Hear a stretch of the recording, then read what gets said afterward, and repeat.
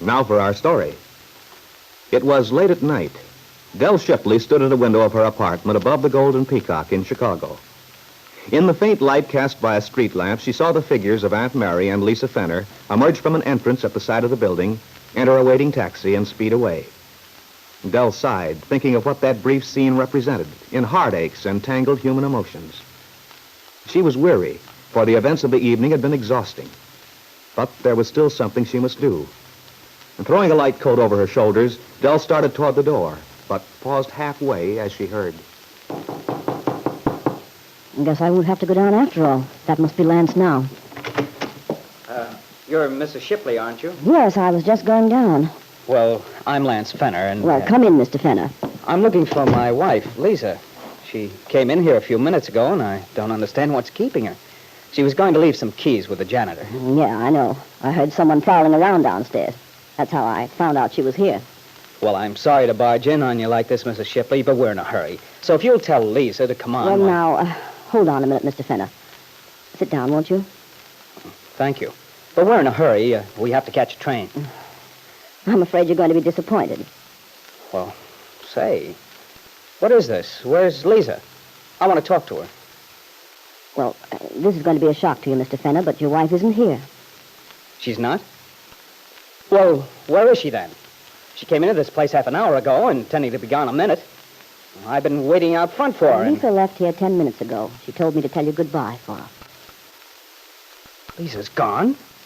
Oh, I don't believe it. That's crazy. Why, we're on our way to New York. I know that, but Lisa changed her mind. I wanted to break it to you easy, but you haven't given me a chance. Oh, I don't get it. Something's awfully screwy about this. Lisa wouldn't go off. Now, if you'll sit down and listen, I'll tell you the whole story. Or some of it anyway. Okay. I guess you'd better. How'd you like a cigarette? Thanks. I know you must be all at sea. I don't blame you. But the fact is, well, Lisa's gone to Wakefield with Mary Lane. Wakefield? Is that the Aunt Mary Lisa's talked about? Yes. But it's crazy, Mrs. Shipley. Are you trying to tell me Lisa just calmly walked out on me? Left without even saying goodbye? When we were planning to take the train to New York, everything was all set. Well, I don't believe it. Something's screwy around here, and I'm going to find out what it is. Lisa wouldn't go off. It's not as bad as it sounds. I mean, well, I suppose it depends on you. What do you mean? I mean, Lisa didn't want to go off without saying goodbye to you, but there wasn't time for a lot of explanations. Besides, well, frankly, Lisa didn't have the courage to face you. Tell you. Wait a minute, Mrs. Shipley. Just where do you come in? I've been wondering about you for some time. Ever since the first night Lisa and I got together. That night you phoned. Lisa's acted strange every time your name came up. You've been torturing that girl about something, and now you're going to explain to me about my own wife. Now, look, Mr. Fenner. Why don't you calm down and let me give you the facts?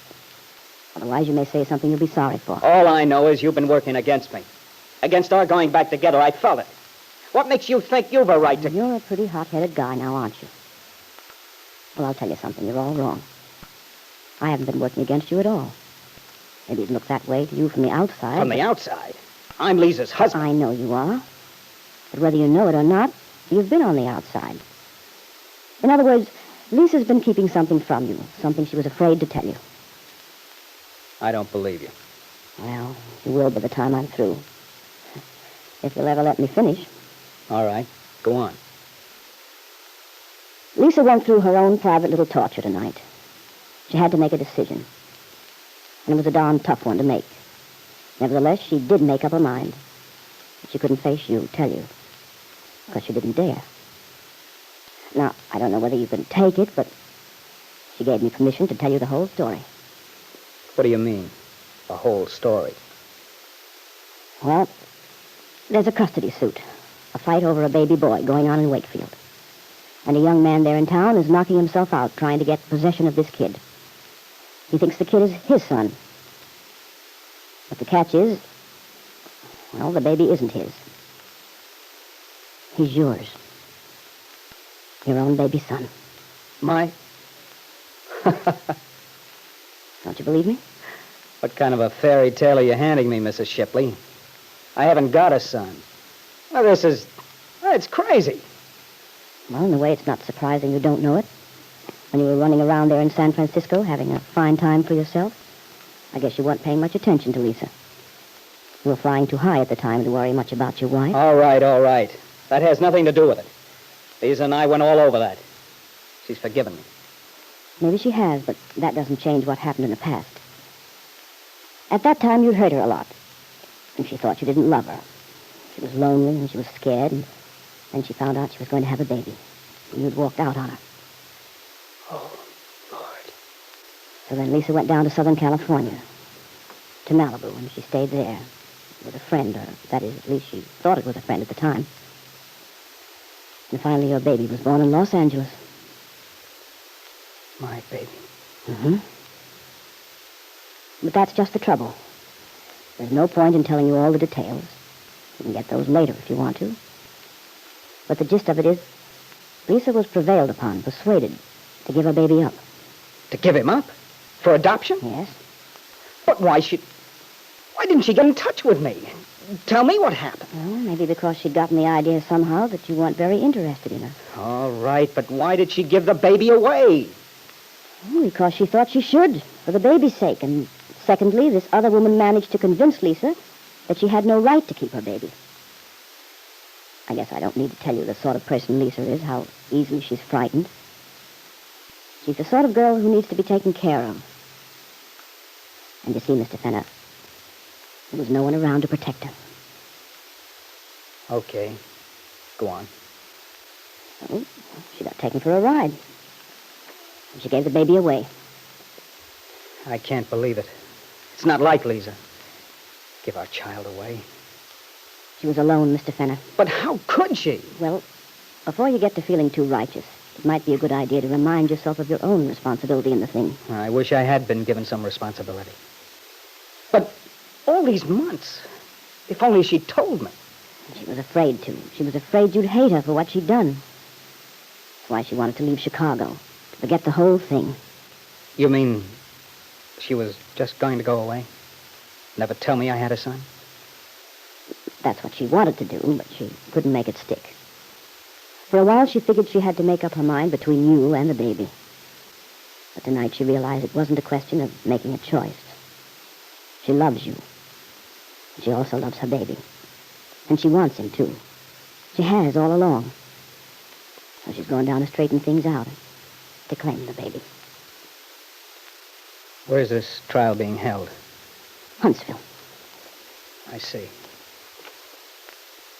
Well, Mrs. Shipley, that's quite a story. Beginning to understand a lot of things a lot better. The way Lisa's acted. No wonder she's been nervous and uneasy. Our son. Well, at least I know what I'm up against now. And thanks for giving me the lowdown. Well, I didn't enjoy telling you, Mr. Fenner. But it'll be in the papers, and somebody had to tell you. Yes. Even if it's a little late in the game. Well, I'll be on my way. Mm-hmm. And what do you plan to do? Tell you what I plan to do.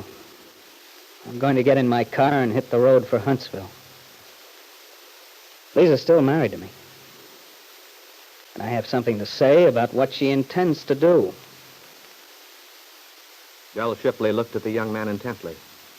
There was a bitter, disillusioned expression on his face, and she wondered what it meant. What did Lance Fenner intend to do? Would he try to stop Lisa? Denounce her for what she had done? For deceiving him? Or would he understand the motives which had driven the young woman to make the tragic mistake which had brought disaster into so many lives?